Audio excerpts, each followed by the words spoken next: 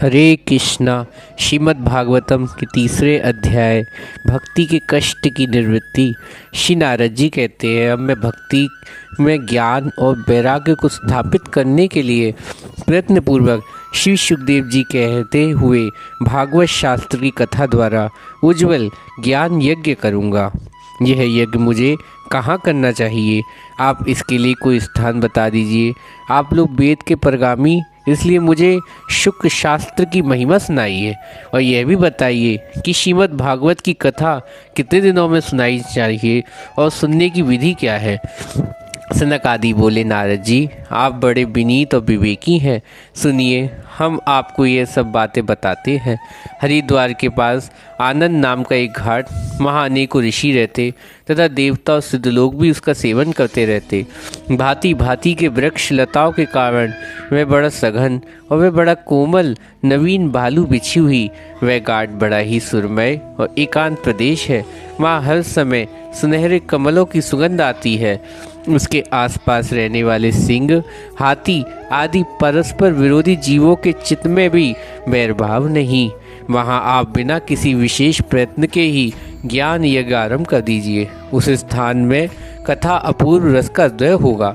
भक्ति अभी अपने आँखों के सामने निर्मल और जरा जीर्ण अवस्था पड़े हुए ज्ञान और वैराग को साथ लेकर वहाँ आ जाएगी, क्योंकि जहाँ भी श्रीमद् भागवत की कथा होती है वहाँ ये भक्ति आदि अपने अपने आप पहुँच जाती है। माँ कानों में कथा का शब्द पढ़ने से ये तीनों तरुण हो जाएंगे।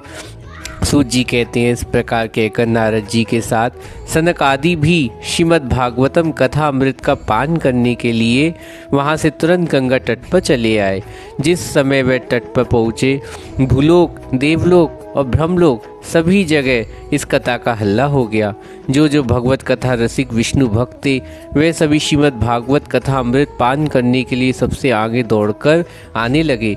भृंगु, वशिष्ठ, च्यवन, गौतम, मेघातिथि, देवल, देवरात, परशुराम, विश्वामित्र, शाकल, मार्कंडे, दात्रे, पिपलाद, योगेश्वर व्यास और पराशर, छाया शुक, जाजली, जुरू आदि सभी प्रधान मुनिगण अपने अपने पुत्र और शिष्य स्त्रियों समेत बड़े प्रेम से वहाँ आए।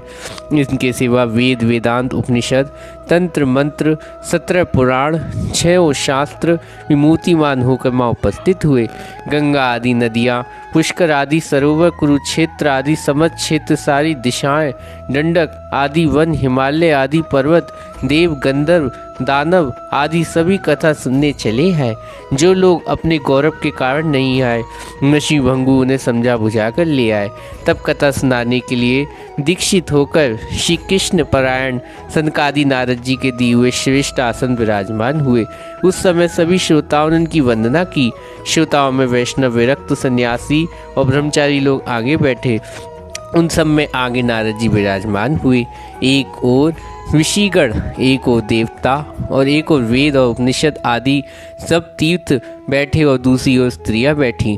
उस समय सब वो जय जयकार, नमस्कार, शंखों के ध्वनि शब्द होने लगे। अबीर, गुलाल, खील और फूलों की खूब वर्षा होने लगी।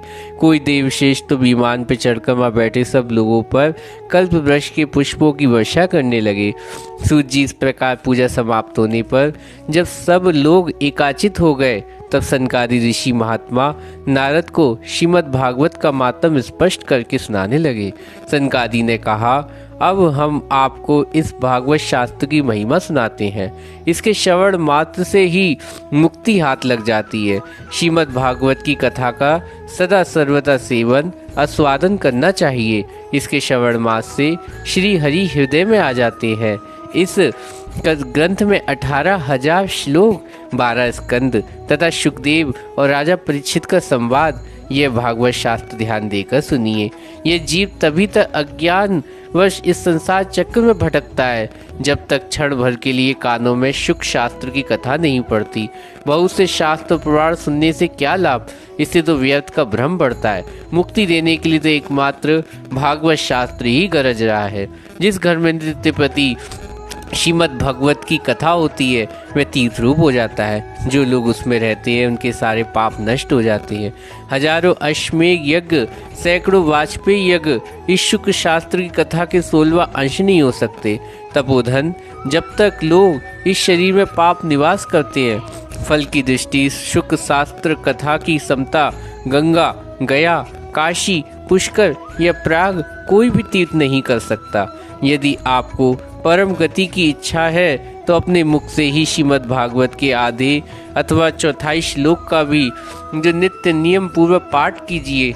ओमकार, गायत्री, पुरुषुक्त, तीनों वेद, श्रीमद् भागवत, ओम नमो भगवते वासुदेवाय, ये द्वादश मंत्र, 12 मूर्ति वाले सूर्य भगवान, प्रयाग, संवत्सर रूप, काल, ब्राह्मण, अग्निहोत्र, गौ, द्वादशी तिथि, तुलसी, वसंत ऋतु, भगवान पुरुषोत्तम, इन सब में बुद्धिमान लोग वस्तुतः कोई अंतर नहीं मानते।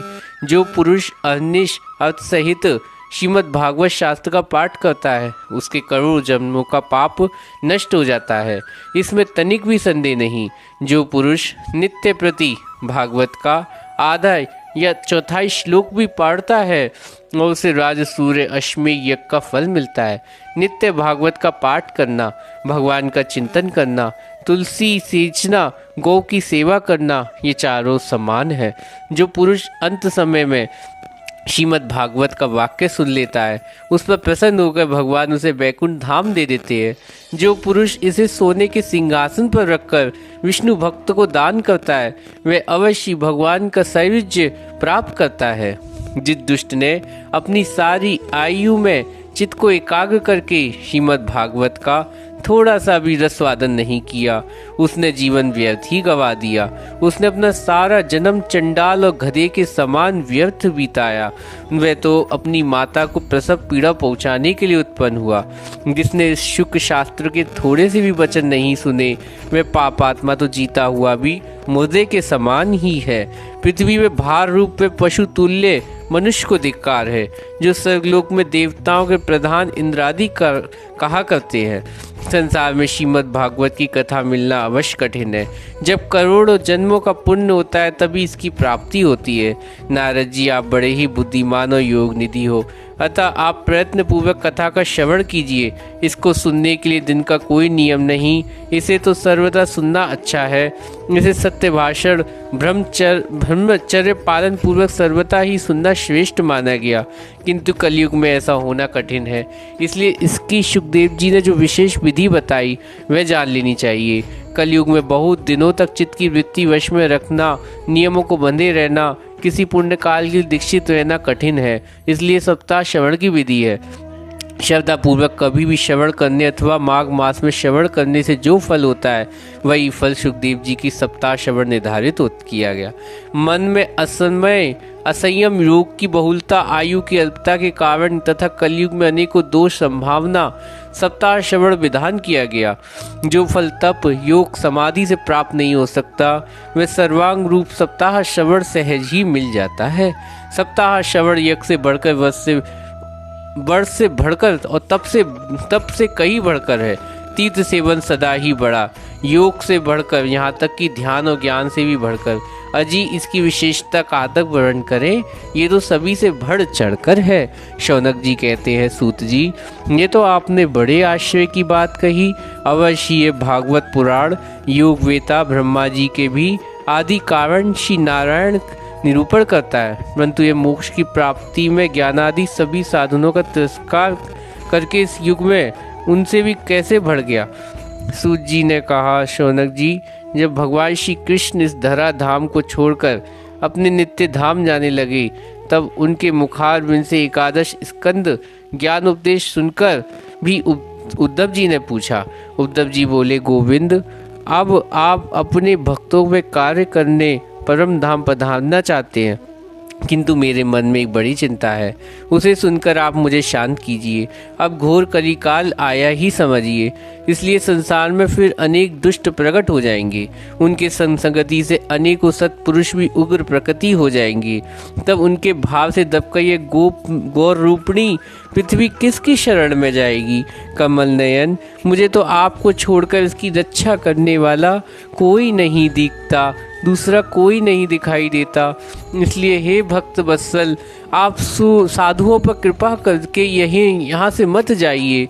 भगवान अपने निराकार चिन्ह मात्र होकर भी भक्तों के लिए ये सद्गुण रूप धारण किया, फिर भला आपका वियोग होने पर वे भक्तजन पृथ्वी पर कैसे रह सकेंगे।